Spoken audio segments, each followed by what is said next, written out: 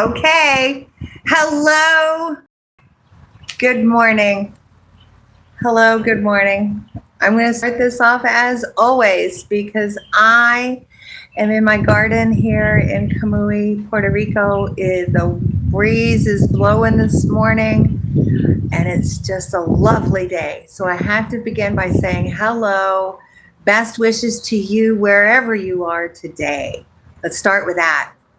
Love, respect, putting it forward, because today we're going to go back in the garden, come on back my way, and I've got some useful tips and advice for people who want to live their best life. People who are looking for tips and information about making life better. And that means that you obviously have to understand that you're going to have to change something. You can't keep doing the same things if you want to improve. Okay? And so sometimes you have to stop and you have to think and you have to really check yourself. Okay? So this is what I want to talk about today because this seems to be the place, the hurdle that I see so many people are stuck at. Okay? So let's come on back into my garden. Let's go with this. Okay? I am here as my life coaching session in the morning. If you're new to the channel, I am an author and former high school teacher who ran away from my high school in Tampa, Florida, because they wouldn't let me write books. They wanted to keep me in the box, and I just was like, I can't do that anymore. And so it takes a certain bravery to be able to say, I have to change my life. This is okay, it's going along, but I want it better. And that takes courage and that takes a mindset. You have to be able to say, I got to do something different. I have to change what I always do because I keep getting the same stuff, the same results. And I know that's so obvious to say, but it's funny to me how many people then, when I start to explain how I changed everything in my life in order to move here, I start explaining the story and people are like, no, wait, I can't do that. And I'm like, again, if you want to change something, you're going to have to change it. Yeah, but I can't. I'm afraid. I don't know. Yeah, but if you want to change something, you have to change it. I mean, it's this, which way are we going to go? Someone's saying good morning, asking where I'm at. Puerto Rico, it is spectacular. I'm here in Kamui, Arriba. I'm up in the northwest corner of the island. I'm up in the mountains, got the breeze, got the sunshine. I found my paradise because I did all the work to figure it out. And that's why I'm here. And that's the book that I wrote here. I've got a copy of one here. And that it is remixing your life from what you've already got. Okay. And yes, loving the nature. Me too. That was a big part of me deciding to come to the island. And then once I got here, I really realized, yes, I really love to be outside. And I need to figure out a way that I can truly be outside because I want to be outside like all the time. And so that knowing myself and spending my time really digging back into my soul and looking at the different types of intelligences and realizing that I really wanted to be more of a philosopher and more of that writer and thinker, and that my life had been spent more like an accountant because I had to have a job making money. But at the same time, I always wanted to be doing more artistic things and more philosophy and more thinking, leave it all behind and choose your inner peace. The part of it that was funny was that once I made the decision, it's when you see the chart, the map before you, and you know, every single piece on that map is exactly the way it's supposed to be for you, it's easy to step into it. It's really easy. And then when you're in it, you're so happy and excited, it's insane, which people then get jealous of. And they're like, why are you so happy? And I'm like, well, that's because you have to stop and you have to do this soul searching. And that people, I'm waving, people are sending me hearts. It's a very difficult fear that you have to get over. And it's a bunch of assumptions. And again, these are things that we put into our own minds that are then holding us back. We assume it's going to be this. We assume it's going to be that. And this mindset and mental fitness to control your emotions, to be solid with the formula, to peel off those emotions so that you can follow the formula. And then you reach paradise. Ta-da! Here I am. So the part that's fun, I can do this in 3 hours. It's called the Best Life Quest. And I'm putting together all of the books I've written.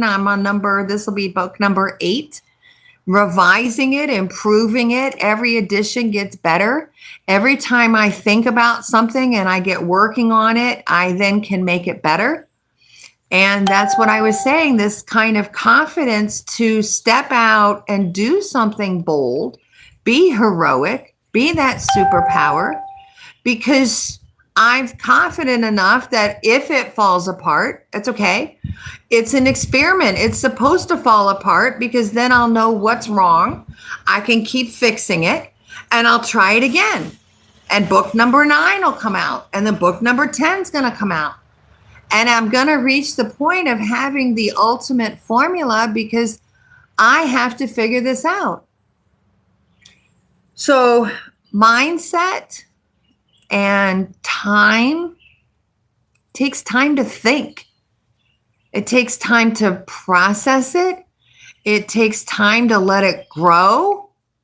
It takes time to test it.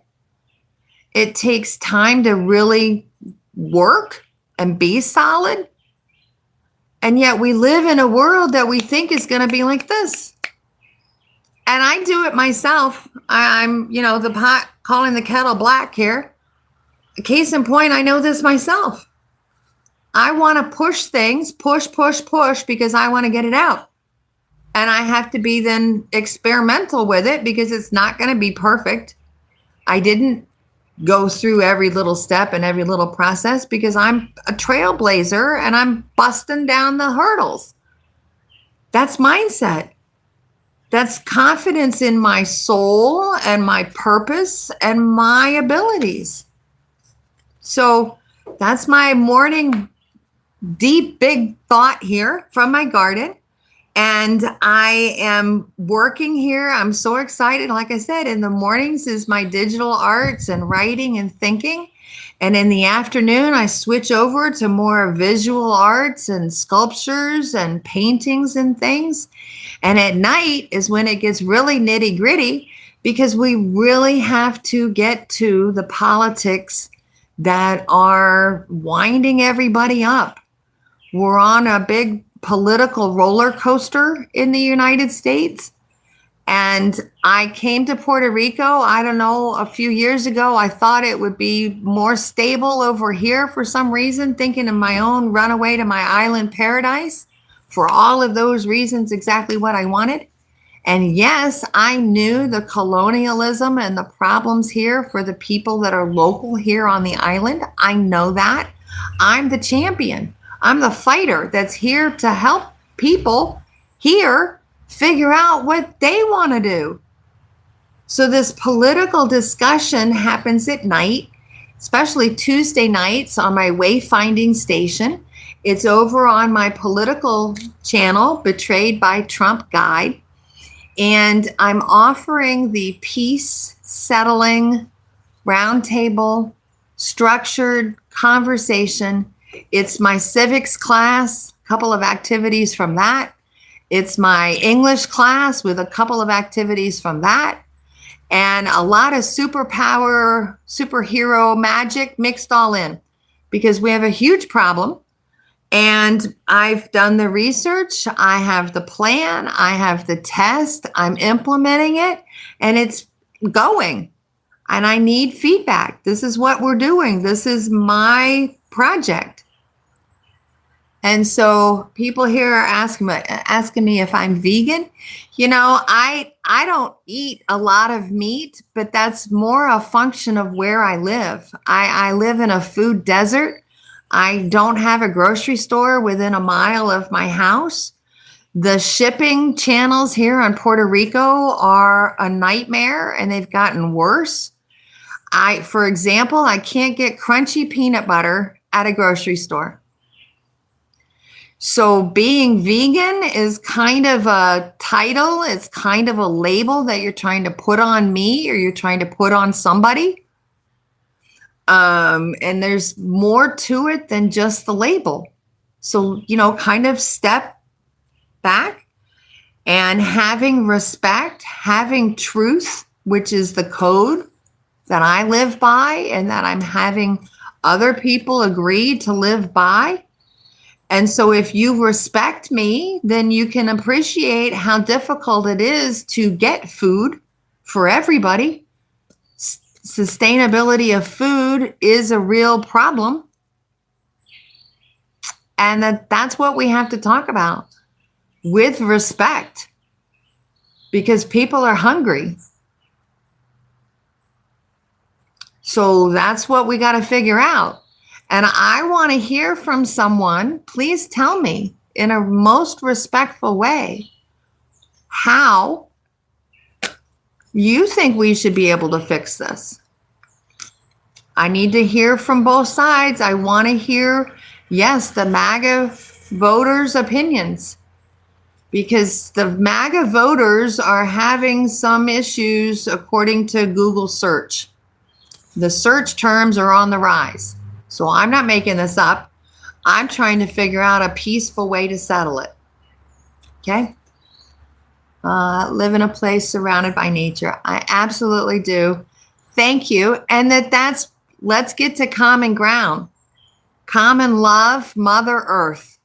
Can we agree Mother Earth is valuable and needs to be protected? And that if we don't protect Mother Earth, we're just really going to have a problem. So when we go through the issues, I'd like to hear someone explain what they think is the situation, because I believe we should be protecting Mother Earth, respecting it, and being honest with ourselves. So let's go environmental Tuesday night. I like that idea. I like that suggestion. Let's go environmental Tuesday night. Okay. The Wayfinding Station. I'm here. Betrayed by Trump Guide is the other YouTube channel. Subscribe, follow along, share all these things. Details are in the show notes. And have a fantastic day. It's Friday. It's the weekend. The garden is open. And actually, I have yard work I have to go do. I have to rake up some stuff. So I got to go. Thank you. Love you. Have a fantastic day. Great weekend, too. Bye.